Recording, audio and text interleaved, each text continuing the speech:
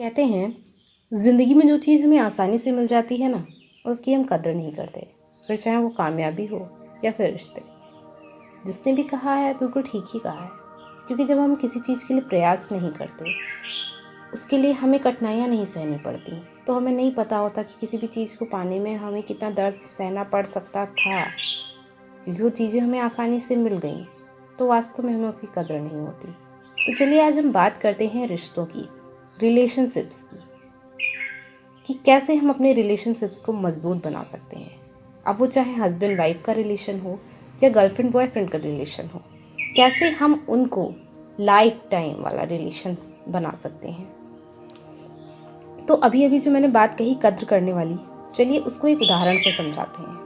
मान लो आपकी ज़िंदगी में कोई ऐसा शख्स आया जिसे देखते ही आपको पहली नज़र में ही प्यार हो गया। वो कहते हैं ना, लव एट फर्स्ट साइट, वैसा वाला। अब जब आपको प्यार हुआ है तो जाहिर सी बात है आप अपनी फीलिंग्स को शेयर करना चाहते होंगे। आप क्या करते हो, आप हिम्मत जुटाते हो खुद के अंदर और आप उसके सामने जाने के लिए खुद को तैयार करते हो, ताकि आप उससे अपनी फीलिंग्स को शेयर कर सको। किसी से अपनी फीलिंग्स शेयर करना किसी युद्ध पर जाने से कम डरावना नहीं होता। अब क्या करते हो, आप जाते हो उसके सामने और अपने मन का सारा हाल उसे कह डालते हो। अपनी सारी फीलिंग्स जो आपके मन में उसके प्रति हैं, आप सब उसे बता देते हो। ये बगैर सोचे कि पता नहीं वो मना कर देगा या हाँ करेगा, क्या होगा क्या नहीं होगा, आप कुछ नहीं सोचते हो, बस शेयर कर देते हो। अब वो जो सामने वाला बंदा या बंदी जो भी है, मान लो उसके भी मन में आपके लिए सेम फीलिंग्स है, तो होता क्या है, वो झट से आपके प्रपोजल को एक्सेप्ट कर लेता है। अरे वाह, अब तो कहना ही क्या, दोनों के ही मन का हो गया।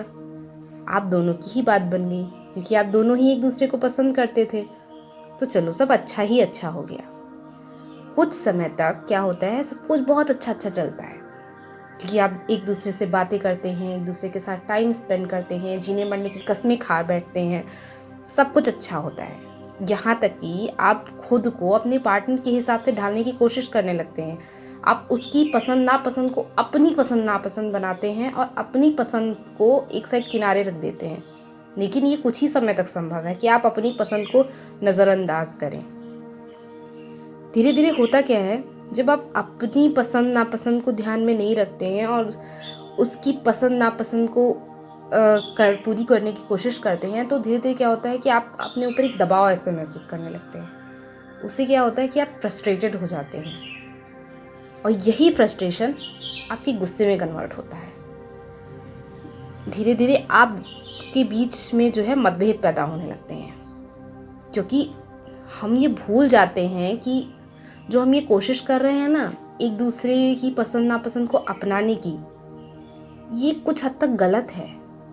अपनाइए, लेकिन आपकी खुद की भी कुछ ख्वाहिशें हो सकती हैं, खुद की भी तमन्नाएं होती हैं। ये भगवान ने सबको एक जैसा नहीं बनाया, सबकी ज़रूरतें अलग होती हैं।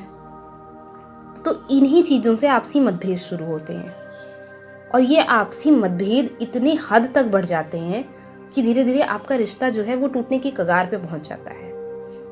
और कभी कभी तो ऐसा होता है कि रिश्ता टूट ही जाता है, मीन्स ब्रेकअप, और अगर शादी हो चुकी है तो डाइवोर्स।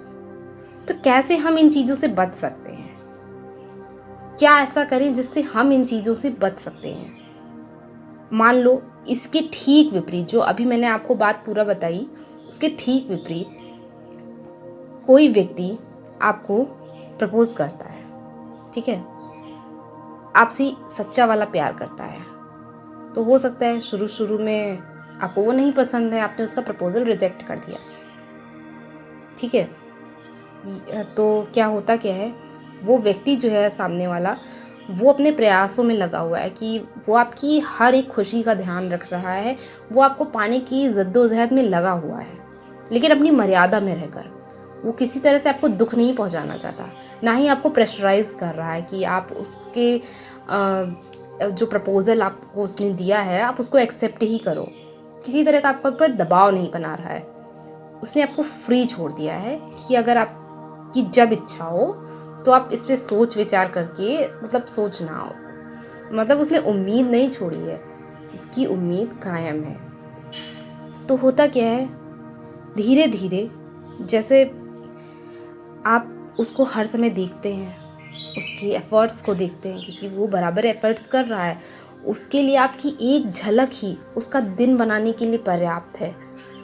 होता क्या है, जब आप उसके एफ़र्ट्स को देख रहे हैं बराबर, तो हो सकता है काफ़ी समय लग जाए, आप उसको भाव नहीं दे रहे हैं, आप उसके प्रपोज़ल को एक्सेप्ट नहीं कर रहे हैं, लेकिन कहीं ना कहीं आपका जो मन है ना, वो उसका सम्मान करने लगता है।